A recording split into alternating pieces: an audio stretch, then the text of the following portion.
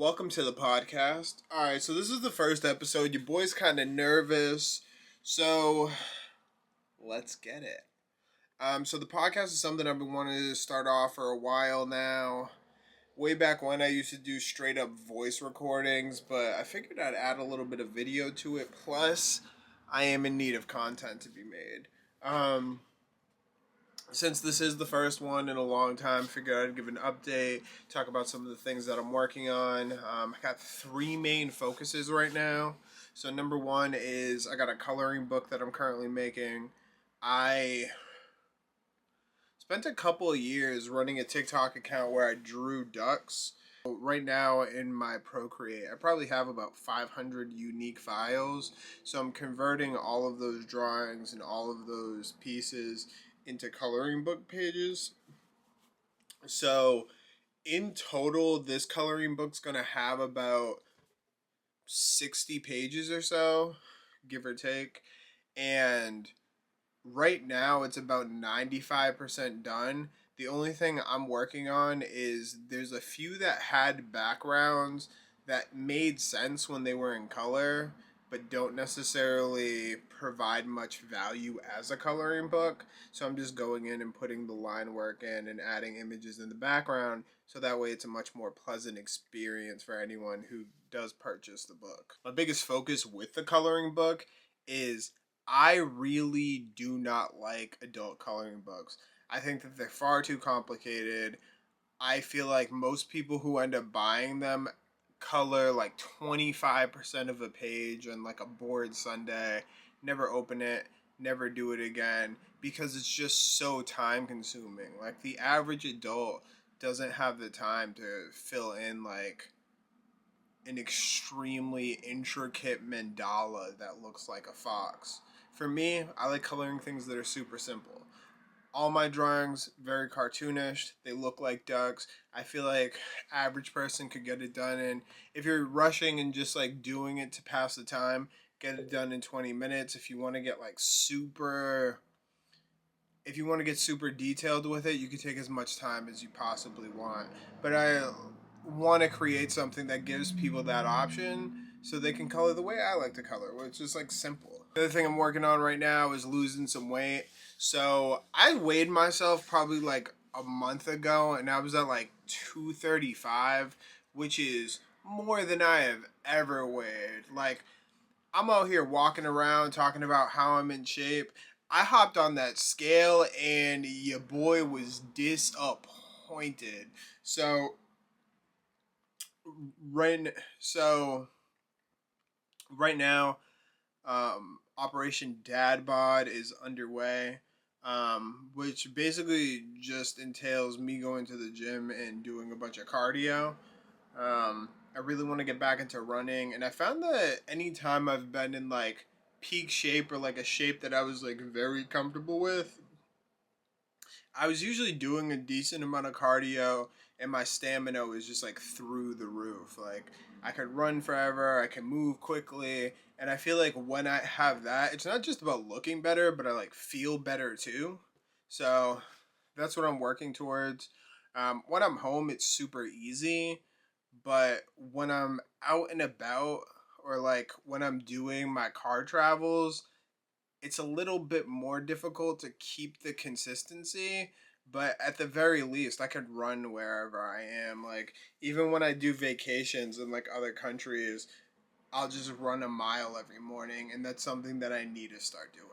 That gets me into my next topic, which is my cross country journey. So back in July, I'd say back in June, I went down like a huge rabbit hole where I was watching videos of people taking sprinter vans, and building homes out of them or remote campers, and it looked like a lot of fun. And I was looking at campers, and I was so ready to buy one, but then I realized I've never tried it before, so instead of dropping 8 grand 8 to 15 grand on a van and then having to buy all the materials to build on top of that, it made a lot more sense to just do a conversion from the car that I currently have. So while it's not big, it will allow me to test it out and see if I even like this sort of lifestyle or if I like camping on the road. So my car right now is a 2008 Subaru Impreza. And what I've done is I've taken the passenger seat out of the vehicle, and the back portion of the seat in the back row has been removed as well. And I basically built a platform right there, built a platform in that space, and that's where I sleep. And I use the space underneath where the bed is now for storage. So I started the build back in July. I think the build probably took me 2.5, 3 weeks, just because I was doing it at the end of the day, like 2 hours here, 3 hours there, and I had no experience prior to doing any of it. But once it was built, I started testing it pretty quickly. So my whole idea was I wanted to do a cross country trip, but I wanted to test it out, make sure that the car was safe, make sure I liked it, make sure I had everything I needed before I left. So my first trip was up to Acadia in Maine. That was incredible. Second trip, I went out to New Hampshire, spent a couple days in that area, saw the White Mountains, did a bunch of hiking, did some swimming, and just kind of like explored. I spent another weekend out in Pennsylvania, and granted, I only used the car twice while I was there because I have a bunch of friends in the area, but still was able to like test out the mileage and get a feel for what it would look like, especially in the more urban environment. And the last place I used the vehicle was up in Quebec. So I spent about 2 nights out in Quebec City and then another 3 nights in Montreal. And that trip was fantastic. Now, it was another country, and I did get a hostel, so for a portion of it, I think I was spending like $40 a night to sleep, but for the experience and the price, I mean, I had to. But the plan moving forward is I want to see the country. So there's a few cities I definitely want to stop at, but I think my main focus is really going to be national parks. The big three that I know I want to see are Zion. I want to see Yosemite. And I also want to go up to Canada and see Banff because all of the pictures I've seen of that are absolutely incredible. Unfortunately, the build and everything in my life went a little slower than expected. So I'm start leaving at the beginning of fall, so it may be a little cooler than I was expecting. But it should be a great trip regardless. When it comes to travel, I do like more nomadic experiences. So, like for instance, I really like backpacking. It's been a few years since I've gone somewhere and just stayed at one place the entire time I was there. Like I'd much rather go to a different country, go to a different state and stay there for like a week, 2 weeks, 3 weeks, really like get into the nooks and crannies of everything while having some sort of like a schedule and routine, and like drift and go with the flow, opposed to like being on like a strict 3 day itinerary where I just go somewhere and come back. Now, I think when I'm at each place, also it's hard to explain, but one of one thing I do like about that sort of travel too is, especially if you're going for a long period of time, you can only bring so much stuff with you. So there's a lot of situations where everything that you need is on you, no matter like where you go.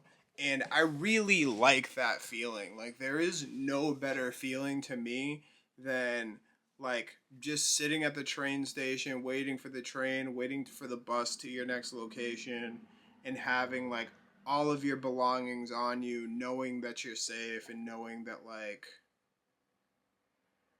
basically wherever you are is home for the moment. Now, obviously, I like the luxuries of like having a home and a place to live, but for a short term basis, it is extremely freeing. And on this trip, I won't have a backpack; it'll be my car. But even when I'm in these other places, like I don't know, it does feel extremely free. And like if I have an idea, I can just go out and do something and then just kind of like plan around that, opposed to like my day-to-day life where I'm in a house, I'm in an apartment, and like if I want to do something out of the norm, it really does have to be planned, especially because it's not as easy to take everything with me. I'm super excited. Right now, my car is in the shop getting some last minute things done to it. But once I get it back, unless something extreme comes up, I should be leaving by the end of this week or the beginning of next, which is very exciting. So this past week, and I'd say all summer, I've kind of been like getting into a groove and trying to really get back on track. And with all of the stuff I've already talked about, with the getting back in shape, the coloring book, and the travels, I feel like I'm getting a level of focus and vision that I haven't had in a while. But as a part of that, I have been trying to get better at scheduling and planning, which has never been like a huge strong suit of mine. But I was actually listening to this one podcast that I really like by Leila Hormozi, where she was talking about how she sets up her schedule. So she's a CEO of like a multi-$100 million company. Um, but she was just talking about like a lot of the problems people have with their schedules, a lot of issues she has, and a lot of things she's worked through the years to like optimize it and make the schedules make sense. So I kind of just like listened to that podcast a couple of times and made it suitable for my lifestyle. Now, I've only done this for 1 week, but my plan is to continue to do this. But the biggest takeaway for me was with her schedule, she sets aside 1 hour every week where she just builds out her schedule. She reviews the stuff that's already on there. She puts the things that need to be put in, and it makes so much sense and it's so obvious, but like hearing somebody do it, like it just clicked for me. Hearing her explain it, like it's so obvious, dog. Like everybody knows to do this, but I feel like not everyone does. But just setting that hour aside where you just like break down the schedule, get rid of any junk, put new stuff in. It's been a I mean, I've only been doing it for a week, but it has been a game changer. Having the buffers make it so if anything comes up that's unexpected, you can either handle it in one of those buffer periods, or you can just like move something and it's not going to throw you off. So this week while following it, I haven't done 100% of the things on my calendar, but I can confidently say I've done probably about 80% of the things on my calendar.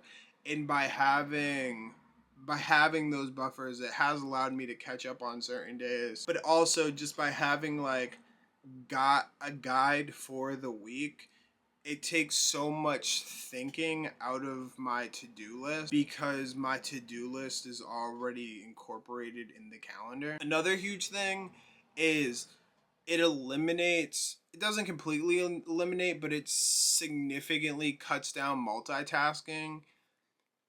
I have a history of doing this. I'm like, oh, I can do 5 things at once and it'll be faster. Like if you can find me a study that shows that it's more efficient to multitask, I will buy you a coffee. But like, there's so much research that shows that multitasking is not effective. It's way more effective to focus on one thing at once. And by having a schedule and a routine where like you literally are just where it's scheduled for you to just focus on one thing has been a huge help. Because in the past, what would happen for me is like, for instance, I'm working on the coloring book. Right now, I have like 2 hours a day set aside where I work on the coloring book. But in the past, what would have happened is I would just get really into it, work on the coloring book for 6 days one day, and then like get burnt out the next day, not touch it for 3 days, and it just wasn't effective. Especially because I would work on it for too long, neglect another one of my responsibilities, and it just wasn't effective because I like many people tend to want to just get everything done as quickly as possible.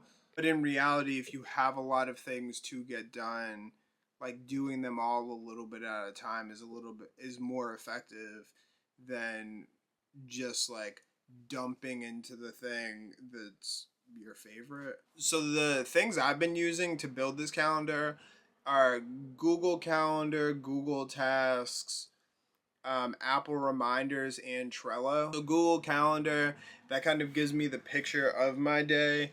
Google Task is where I store like all of the individual things I need to do throughout the week. I like Apple Reminders because sometimes I just don't have the time to like stop into Apple Tasks and type everything in there. So I'll just say, tap my phone, talk to Siri, and tell her to remind me to do something at a certain time. And then, like, at the end of every day, I'll just add those into my Google Tasks. Um, and then Trello is a project management software. So I really like the idea of it, especially because you can manage multiple projects at once and you can do it in a pretty complex way. Um, but right now, I'm just trying to get comfortable with it. But I feel like with all of the things I am going to have going on very soon, it should be a pretty big help. But if you haven't used it, I would suggest playing with it. I know that like a lot of like I don't know, like a lot of like tech companies and a lot of just companies in general will use it, especially because you can like manage a whole group's tasks on this software. But yeah, I do all those things, and then the biggest thing is just like at the end of the day, once I've finished all my tasks, is I just like look at my calendar and I review what I've finished, what I didn't finish, and then just kind of like place them throughout the rest of the week accordingly. But this has like it's not perfect, but like it has made me significantly more productive, and that is undeniable. So that's been a huge help. My biggest focus right now is trying to get the whole Happy Monday Tribe thing up and running. About a year and a half, 2 years ago, Happy Monday Tribe was like at its peak. This was around the time when I built my following on TikTok to about 115,000 people. I had about 14,000 followers on Instagram, and I was just pumping out quality content consistently.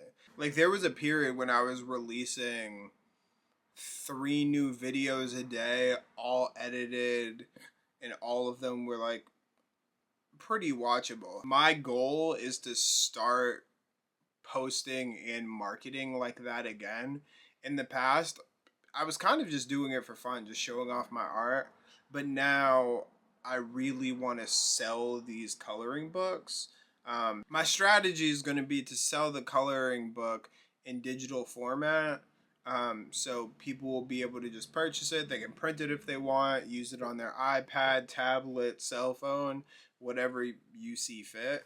And to shift my content from focusing on I'm going to post multiple things for content because I have so much going on right now and I really do want to have a personal brand. But as far as the coloring book goes, like my social media strategy is going to be to make as many videos of me coloring as possible. The coloring book that I'm making is going to have 50 plus pages. So if I do one video of me coloring each page, that's 50 videos right there. But there's multiple ways to color. I can do simple coloring. I can do like more complex coloring. I can print it out, do it on paper. I can do it on the tablet. So with that, there's literally unlimited possibilities for me to have content to post. And then my other plan of attack is to one, use this podcast and then chop it up so I can chop it up into clips so I can post that on all of my outlets of social media as well. So one focus of this thing is going to be to talk about my strategy. Eventually I want to get people to interview on here, and then also just like random thoughts and use that to kind of like gain traction on social media so people will get a better understanding of who I am, what my brand is, what it stands for, and things of that nature. Like realistically, I will probably take this video, post it on YouTube in its entirety. I have zero intention for it to get any traction on YouTube, but being able to take this entire podcast, cut it into 5 to 10 clips, and then distribute that across multiple social media platforms is really what the bread and butter is about. And if I'm making one or two of these videos, if I'm making one of these videos a week, that's 5 more videos that I can include. It's 5 to 10 more videos that I can post throughout my different networks. And then the last leg of all of this is for me to do TikTok lives. So I've done them in the past, and in the past I was doing primarily drawing. This time I'll be coloring, obviously. But I found that doing TikTok lives is a really good way to build relationships with people who like your brand and find people that like really like advocate for you. Like through TikTok live, I've met amazing people, but I've also like connected with people who like my brand in a way that I don't think I would be able to do so otherwise.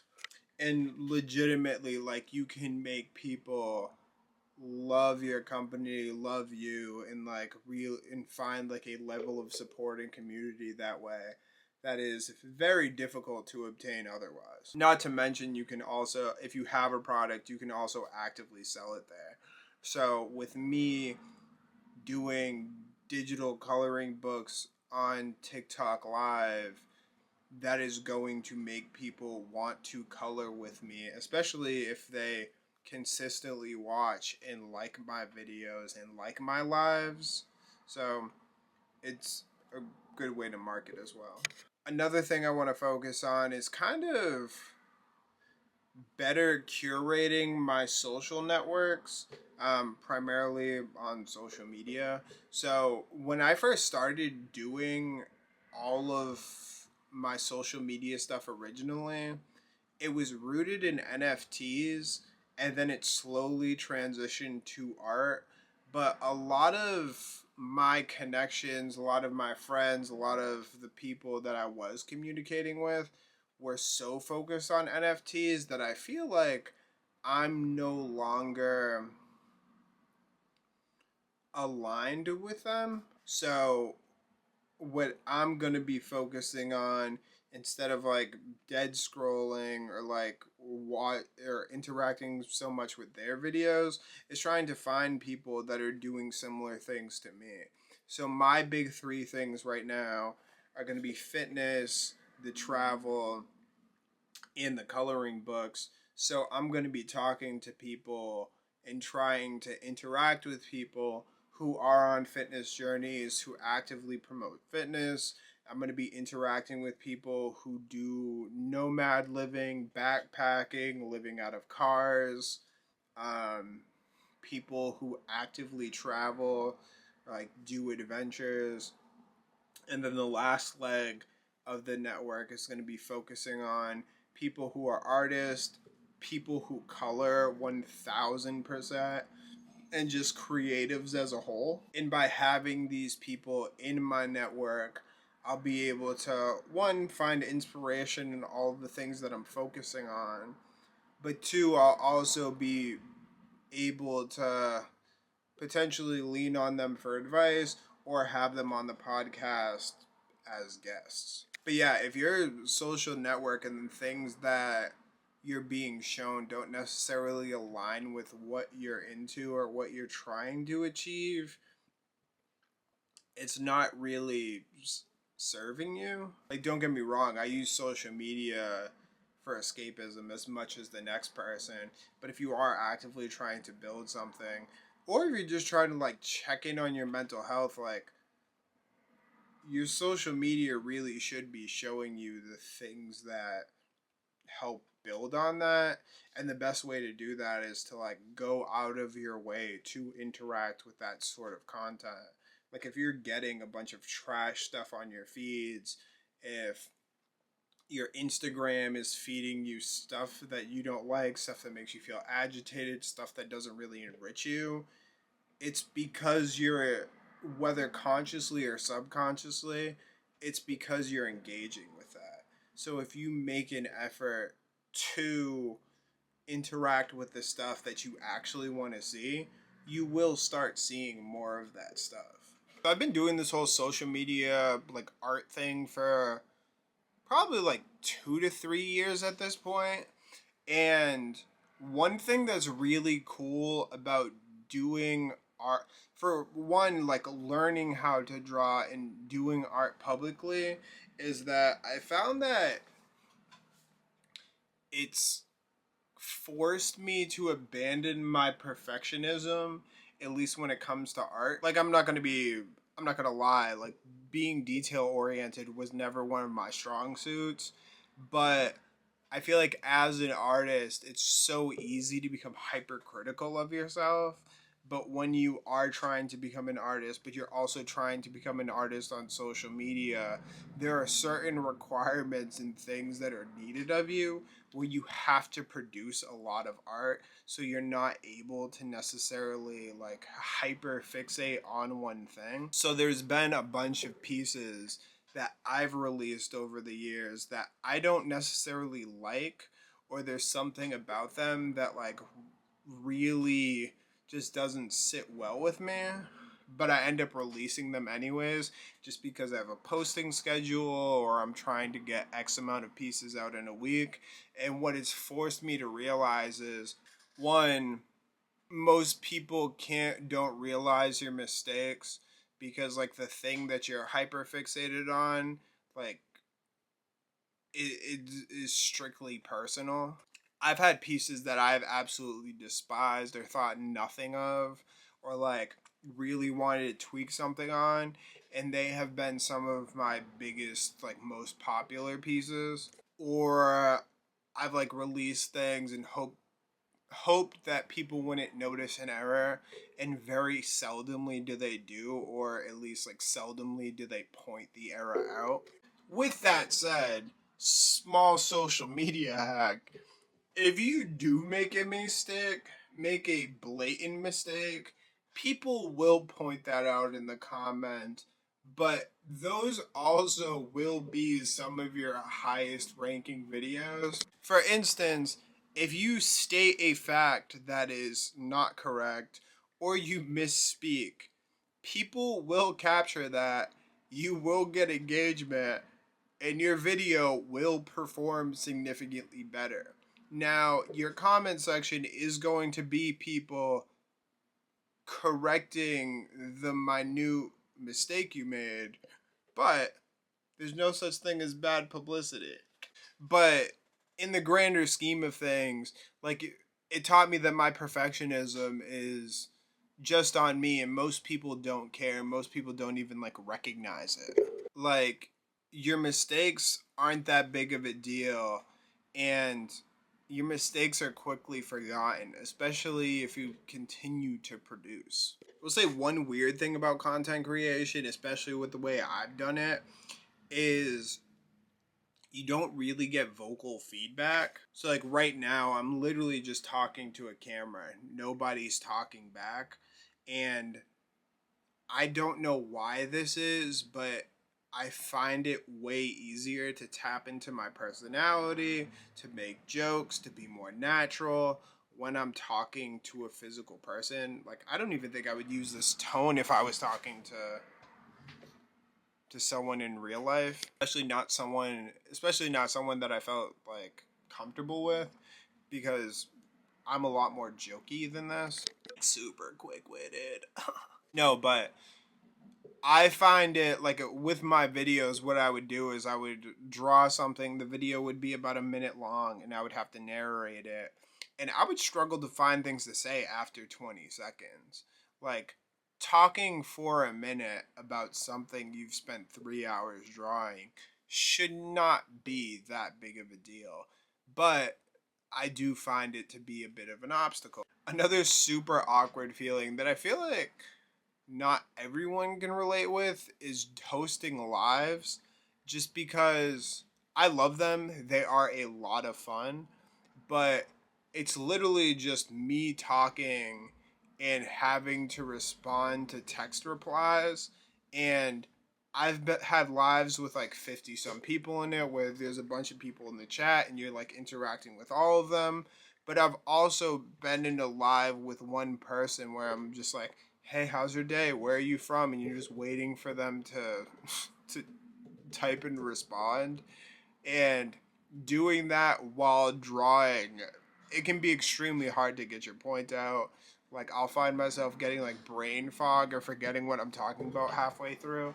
But it's just like I don't know, it's a unique experience that you may understand if you ever get the opportunity to go live. And just a random thought. So historically, I don't go to Planet Fitness, but I have been recently because I've been traveling so much, and Planet Fitness have so many locations that like it's just the easiest to access, and especially if I'm on the road, like they consistently have showers, I can get a workout in, yada yada yada. But it is funny to me that like their entire like branding is, oh, it's Planet Fitness, it's a no judgment zone, everybody's welcome here, except if you're like a bodybuilder. Like, to me it is extremely funny to be like, oh yeah, everyone's welcome here except for this fucking lunk. Like, I don't know, I've taken like weightlifting pretty seriously in the past, and it is funny to like have somebody like actively going for a personal record who just cares about their physique, which there is nothing wrong about, but then to like ring an alarm on them, and like a lunk alarm, and just be like, woo, woo, woo, look at this loser. Like, this guy should be more like us, which I feel like is the stem of the brand in the beginning. So like, you basically built a gym where nobody gets judged, but you're judging the person who judged you in the first place. I don't know. I think about these things, especially because while I'm there, I'm like in between workouts and they have the signage everywhere. I'm like, well, that's kind of judgmental.